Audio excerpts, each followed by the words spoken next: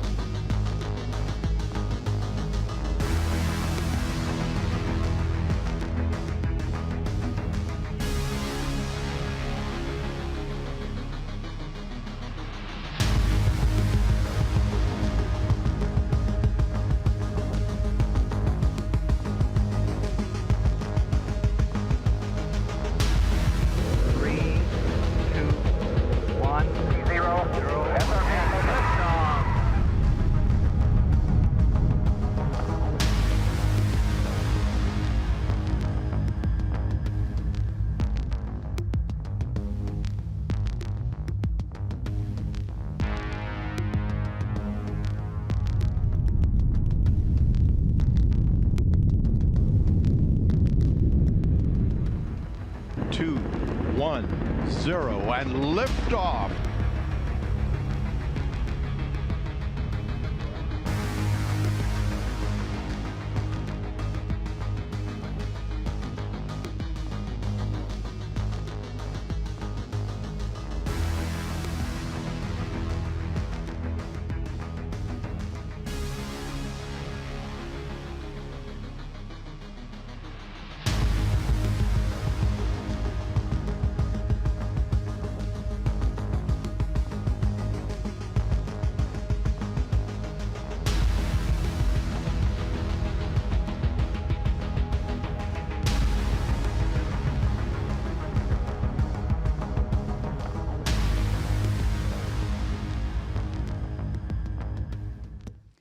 Ladies and gentlemen, please welcome General J. Raymond, Acting Secretary of Defense Christopher Miller, Secretary of the Air Force Barbara Barrett, and the Vice President of the United States, Mike Pence.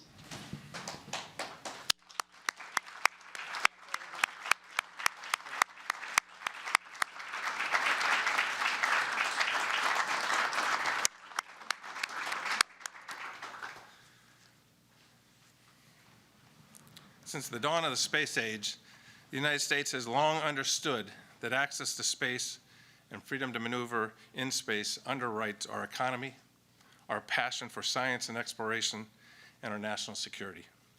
Recognizing that this vital national interest could no longer be taken for granted, the United States elevated space inside of the Department of Defense to a level commensurate with its importance to our nation.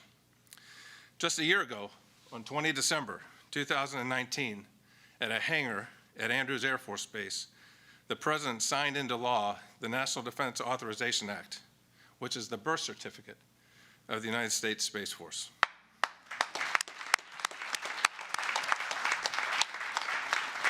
And what a first year it has been. The men and women of the Space Force have written an impressive, very impressive first chapter of our history, and I couldn't be more proud of them. So, on behalf of all of the space professionals in the United States Space Force, I want to thank President Trump, Vice President Pence, and Congress for establishing this force. In every sector of space, America is leading, and because of that, our nation is more secure.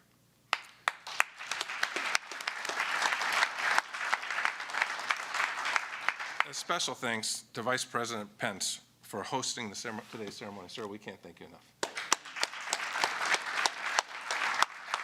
I also want to thank Secretary Miller, Secretary Barrett, General Milley, General Hyten, for your trust and confidence, and for the privilege, the absolute privilege of serving alongside the men and women of the United States Space Force. Each American armed service traces its origin to a critical moment in our nation's history. Our Army, Navy, and Marine Corps were established in the crucible of America's Revolutionary War. The Air Force became an independent service after the Allied victory in World War II, as America steeled itself for a new Cold War. And with the reemergence of great power competition in all domains, the nation established the United States Space Force.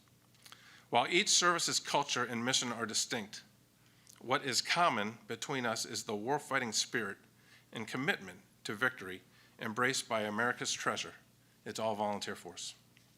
The members of the Space Force are no different. We come to work every day focused on the great responsibility we've been given to custom build this force to compete, deter, and to win. That requires the boldness of Colonels Casey Beard and Christopher Ningle, who led a team that built the first Space Force doctrine, the first independent space power doctrine. It requires the agility and innovation demonstrated by Senior Airman Bailey Bork, who wrote a new piece of software at Vandenberg Air Force Base and embedded that software on the ops floor, improving our ability to have space domain awareness. And it's the commitment to victory displayed by Captain Tasia Reed and Lieutenant Christiana Castaneda, whose mission planning ensured the successful detection of Iranian missiles and preserved the lives of U.S. personnel and our partner forces in Iraq. I have complete trust and confidence in the force that we've built. I know they will deliver on the solemn promise we've made to protect and defend this nation against all enemies, foreign and domestic, with a warfighting spirit and our touchstone traits of agility, innovation, and boldness. On the occasion of our first birthday, I thank you all for your visionary leadership and your enduring support. We have made history together, and looking back, I'm confident we will stand in awe of our efforts to ensure the United States Space Force and the United States is always above. Happy first birthday and Semper Supra.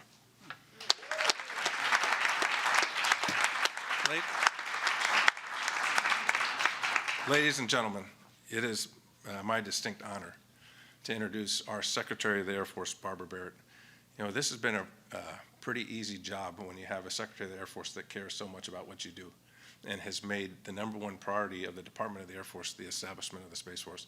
Ma'am, thank you for your passion and for your leadership.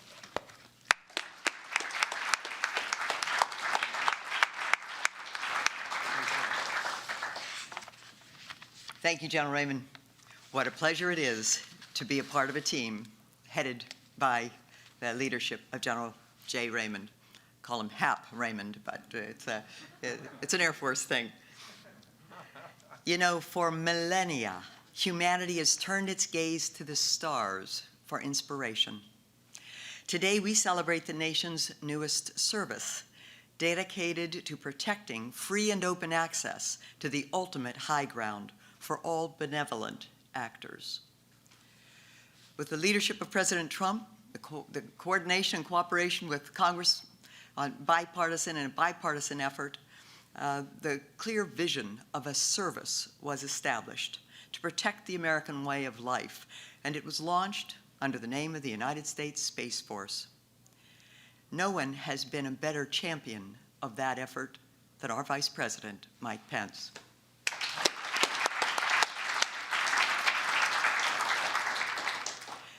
You know, all but 2 of the United States military services were established when George Washington was president. Then, technology opened 2 new domains.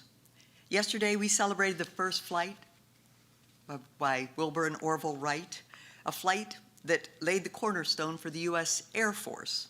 And today, we celebrate the protection of space assets by the new U.S. Space Force. In its first year, you might have expected a Space Force to build a new headquarters leadership team, maybe to publish planning guidance, maybe to transfer 2,500 airmen from the United States Air Force into the Space Force, and maybe you might have thought that they would be able to establish a force multiplier program to generate a digitally fluent Space Force. The Space Force, in fact, did all of that. But because of the bold leadership of Jay Raymond and his team, the Space Force also detected incoming missiles in Iraq 5 days after the elimination of Soleimani, and ultimately saved a great number of American lives. The United States Space Force completed its first national security space launch. It conducted space war games with Five Eyes partners as well as France and Germany. The Space Force anticipated International Space Station collision risk with space debris, and the ISS maneuvered to avoid that risk, ensuring the safety of our astronauts and the space station. And for the first time in nearly a decade, the United States Space Force supported the launch of American astronauts from American soil on an American space capsule. And so why does this matter? Well, it matters because every day, almost every American uses space, often without knowing it. Space controls our water, our power, and our banking. Space powers our information, navigation, and communication systems. Whether you're an Eastern urbanite or a Midwestern farmer or a hiker in the high Sierras, you're probably using space. Space must, therefore, be protected for all benevolent actors. Today, we salute the vision of the United States Space Force because that vision and the leadership of the United States Space Force is defending the ultimate high ground for our nation. Semper Supra.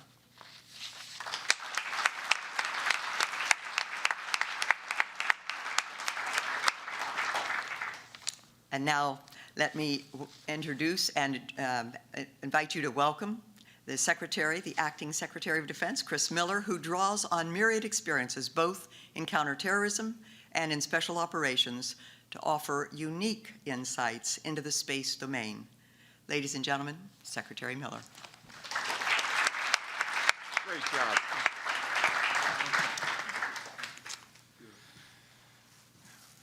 Don't tell anybody. My only dream when I was growing up was to join the Air Force and become an astronaut.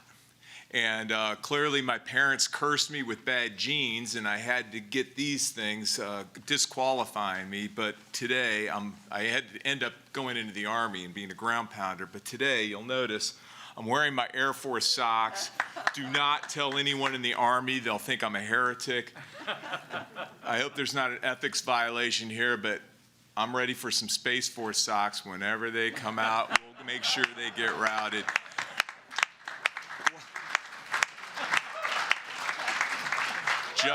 Just saying. What an incredible day. I'm humbled and beyond words to be able to be part of this. Secretary Barrett, Vice Chairman Hyten, General Raymond, family, welcome. What a day. What an historic day. Many other leaders here today, all around here. Thank you. Thank you for your vision, vital role you played in standing up the Space Force. Sounds cliche at this point, following these great leaders. Very special thanks to President Trump, Vice President Pence as well. They spearheaded this effort, truly an historic effort. Sixth branch of the United States Armed Forces, 1 year ago today. You know, when I was a kid, I told you, when somebody would go, what do you want to be when you grow up? I grew up in the 70s. What did you say? I want to be an astronaut. My son's 19, he grew up in the 2000s, and when I'd ask him, you know, hey, what do you want to be when you grow up? I'd get all sorts of wacky stuff about, I want to be a baseball player or lacrosse player. You know, it broke my heart, you know, because that's where our country had come to with our space, in the space domain. And you know, because of you all, our sons and our daughters now, when they're asked, what do you want to be when you grow up? Guess what they're going to say again? Astronaut.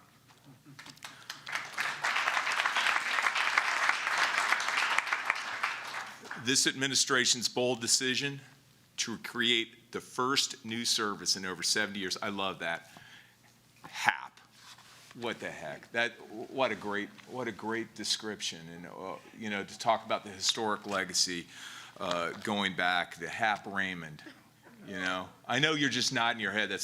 But that's really so telling and so remarkable. In first, service in 70 years, it really marked an important step forward in deterring the threats posed by our strategic competitors, ones that extend beyond traditional warfighting domains. It was necessary to step in this area.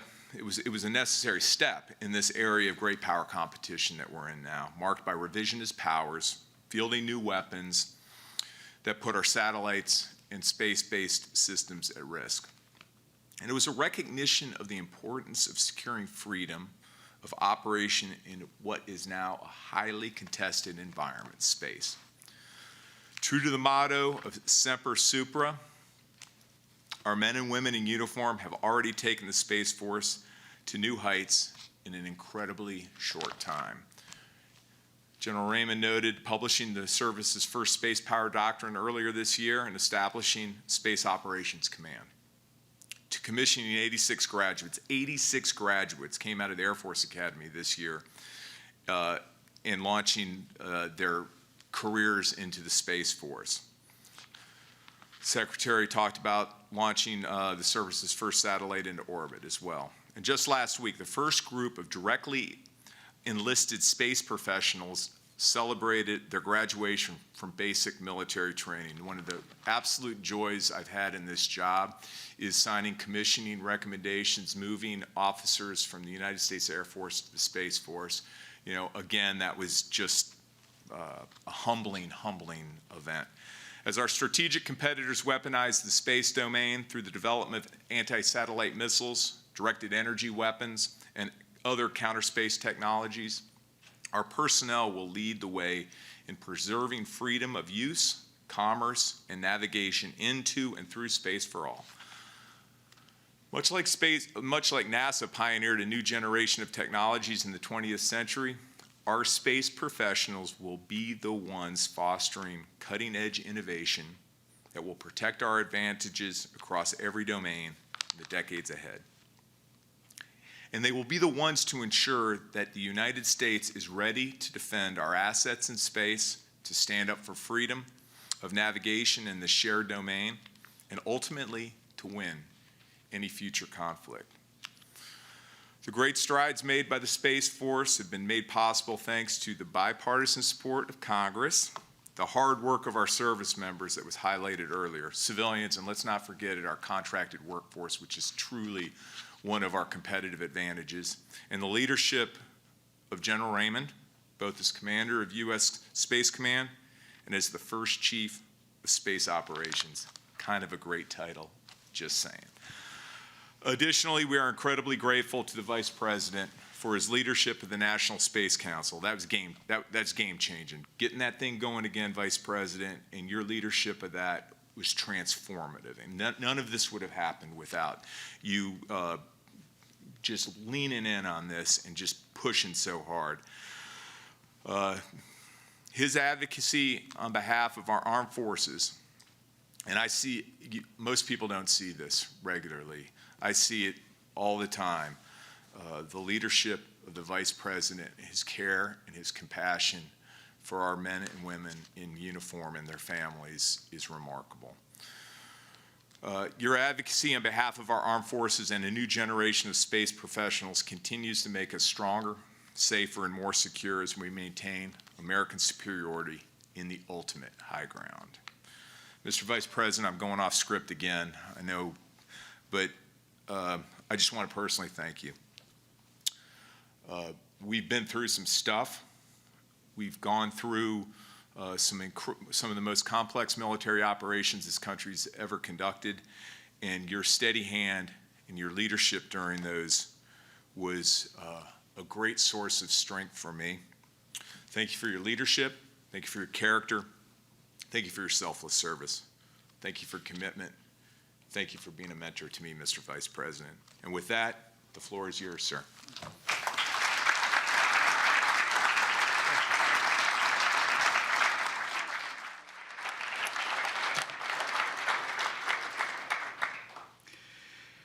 Well, thank you all for being here today. To Acting Secretary of Defense Chris Miller, to the Secretary of the Air Force Barbara Barrett,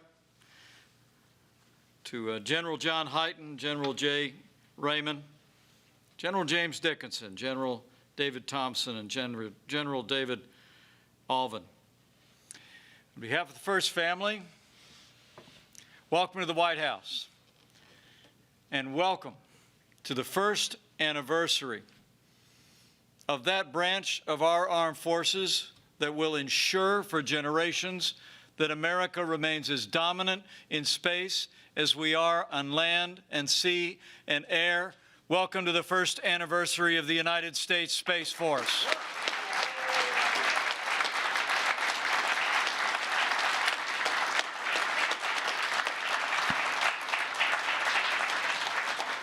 Many kind things have been said about your Vice President, but I have to tell you, I am the second biggest champion of the Space Force in this administration. So as we begin, allow me to bring greetings and first anniversary congratulations from a champion of everyone who wears the uniform of the United States and the founder of the United States Space Force. I bring greetings and congratulations from the 45th President of the United States, President Donald Trump.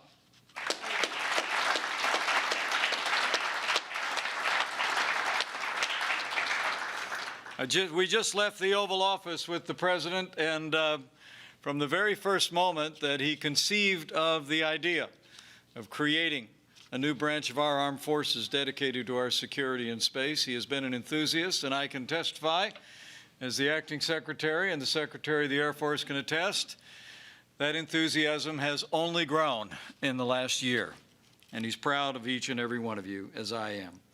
But we're grateful to the contributions of all of you in this room and to the speakers who have preceded me at this podium for bringing us to the fruition of this first year, but more importantly, bringing us to this day, a year ago Sunday, that saw the creation of the first new branch of our armed forces in more than 70 years. And there are members of Congress who are with us today who I remember in those critical moments in the legislative process who were absolutely indispensable. And I'd like you to join me in thanking Congressman Doug Lamburn for your great leadership on behalf of our Space Force. And the first person ever to mention to me that we ought to restart the National Space Council, even before I had this job. He is one of the greatest champions of American leadership in space in the Congress of the United States, Congressman Brian Babin. Thank you.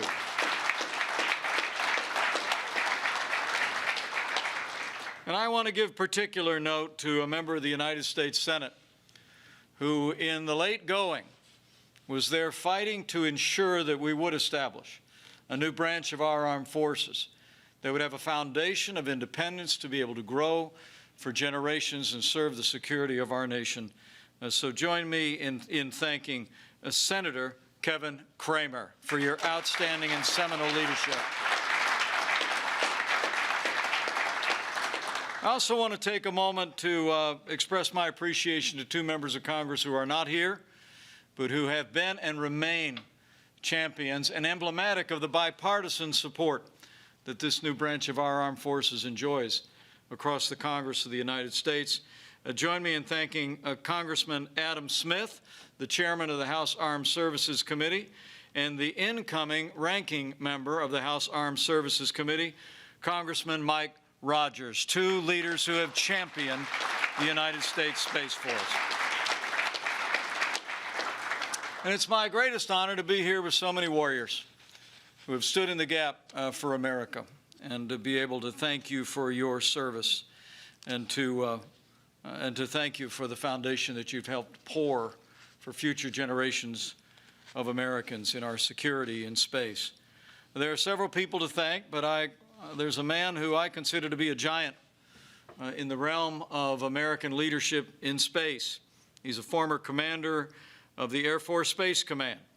I first met him at Offutt Air Force Base when he was leading our strategic command forces there. He actually comes from a family that's been involved in American space enterprise throughout his life, and at just the right time, he became vice chairman of the Joint Chiefs of Staff. Would you join me in thanking General John Hyten and his wonderful wife, Laura?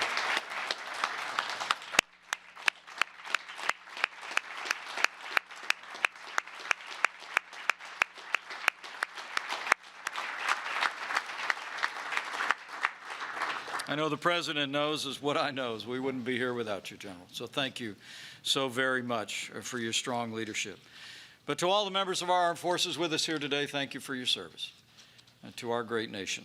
And thank you for your enthusiastic participation in this first year of the launch of the United States Space Force.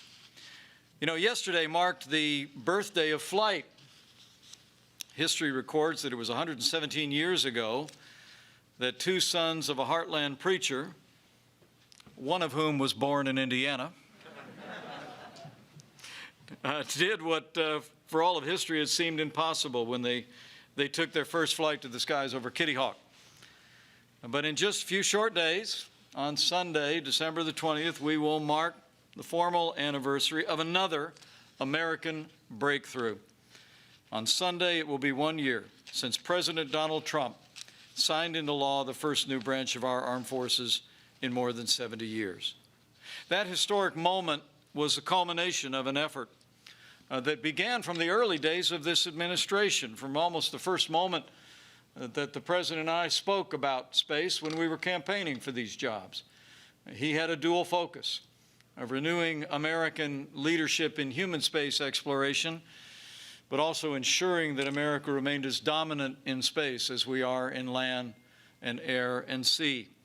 And from the first day of this administration, President Trump called forth steps to renew American leadership in space. It would be in June of 2018, the President first laid out a vision that called for the creation of a new military service focused solely on threats in and from space. The idea, though, and its conception was not a new one. For more than 50 years, presidents and military leaders had discussed a branch of our military dedicated to ensuring American national security in and from space, but time and again, those efforts faltered. But I would submit to you that it is a tribute to the leadership of our Commander-in-Chief, a tribute to the extraordinary military leadership gathered here today, that this time, with bipartisan support, in just 1.5 years, the United States Space Force was born. And since that historic moment, the United States Space Force has only grown stronger by the day. And that means that America has grown more secure by the day. After the Space Force became law, the President's first decision was who would lead it. And the President and I get the sense in the room, there is broad agreement that he got that decision right, too. He chose a man. He chose a man who you've heard from these podiums already is considered to be the Hap Arnold of our time.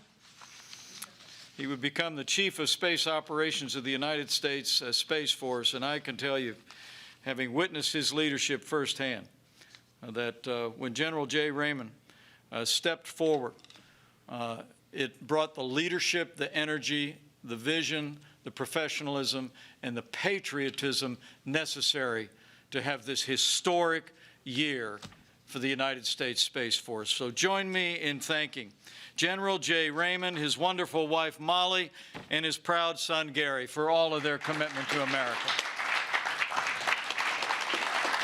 Thank you, General. Great job.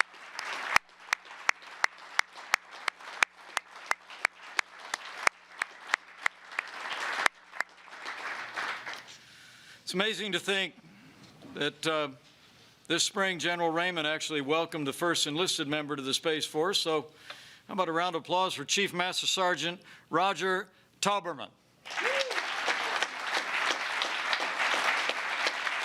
You can stand up. Come on, stand up. Thank you. Thank you, Chief. In April, those two men were literally the entire United States Space Force. But in just 8 months, we already have more than 2,000 military members, space professionals, in the United States Space Force. And I'm told that an additional 3,600 officers and enlisted airmen have already started to fill out the paperwork to transfer into the Space Force. In fact, General Raymond tells us that we anticipate on our current trajectory the Space Force will have nearly 6,000 space professionals serving all across the globe in just a short period of time. In fact, today the Space Force got its newest and perhaps most famous member, a man who is actually in space right now at the International Space Station. General Raymond took care of the paperwork, and I think it might actually be the first in-orbit transfer in military history. Colonel Michael Hopkins, NASA astronaut and member of the United States Space Force.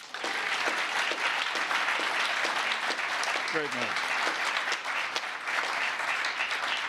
You know, heroes like him and like all of you are going to inspire generations of Americans. In fact, Secretary Barbara Barrett and I witnessed some of those young Americans stepping forward in Colorado Springs, where we both had the opportunity to address the 62nd graduation of the United States Air Force Academy. When I was there, they told me in a typical year, about 20 cadets choose to go into space operations. This year, I was there when 86 cadets stood up and took the oath as officers in the United States Space Force.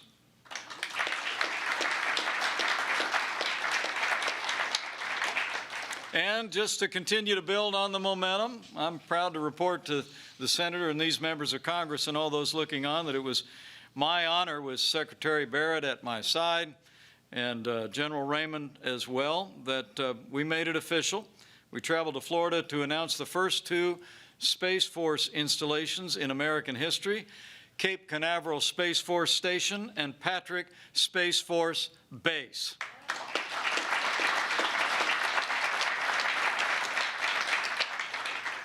And the Space Force is growing stronger every day, and just in the nick of time. I think every one of the military leaders here knows that space is a vacuum, but we're not operating in a vacuum. The space race began in the 1950s, and it continues today. And in President Donald Trump, we have a commander-in-chief who's understood clearly that space is a warfighting domain. And it's imperative that we invest the resources and the personnel and the technology to defend our nation and defend our values in the outer reaches of space. In fact, the United States, as you've heard already, faces emerging threats in space from countries like China and Russia, and those threats are only growing.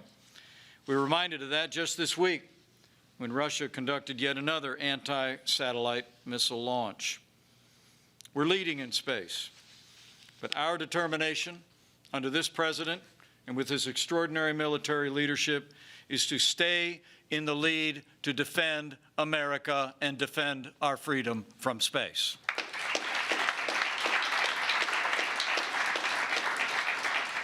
We seek peace through strength. And I want to say to the men and women of the United States Space Force, when it comes to the outer reaches of space, you are that strength.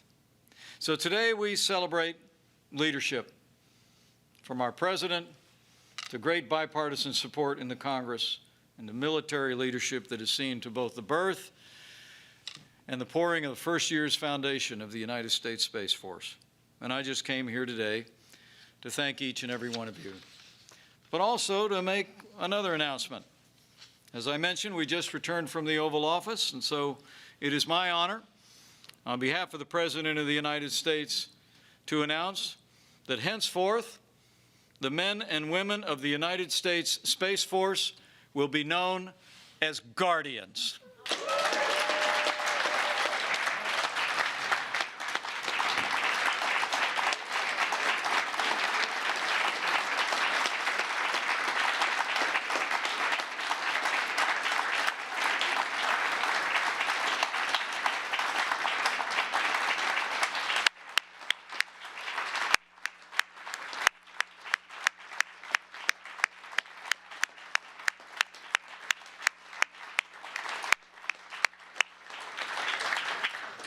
Soldiers, sailors, airmen, Marines, and Guardians will be defending our nation for generations to come. So with that announcement, let me just say thank you again. I want to thank the members of Congress who are with us today. Thank you for the honor of your presence, but more importantly, thank you. Thank you for your leadership in bringing us to this moment 1 year ago, and the support that you've continued to provide to see to the launch of this new branch of our armed forces. But on behalf of your Commander-in-Chief, let me urge each and every one of you guardians to keep pushing. Keep pushing. Keep pushing the vision and the mission of the United States Space Force, which is to ensure that America remains as dominant in space and from space as we are on land and sea and air. And to each one of you guardians, let me just say,